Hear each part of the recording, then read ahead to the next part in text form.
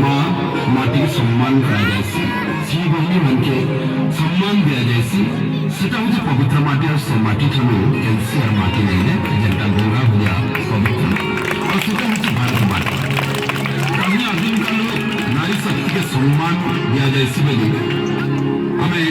सिर गुट के गाड़ी करी देवी देवता बनी पूजा करसो जन माटी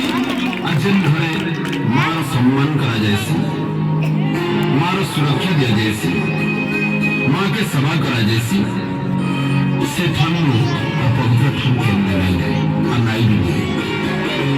तो मां ठानु इस संसार में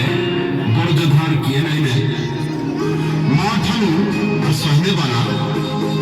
इस संसार में और किए नहीं है मां विभिन्न रूपों से जी बहनी और स्त्री टोला पैसा घिनले भी हमें घिन देता तो इतनी लगी माँ के सम्मान करना हमारे जाति हक जीवा हमें हमारे मूल्यबोध पाइबा वंदे मातरम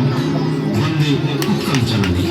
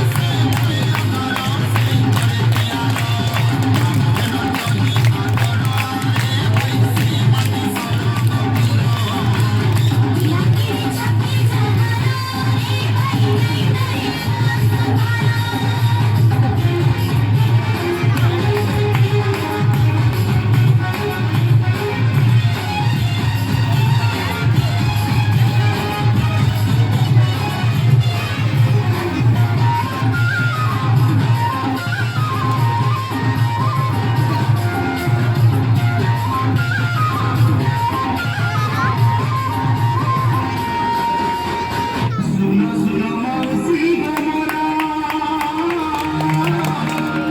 सुना सुना मावसा गो अरे झिया की मालिका देख झिया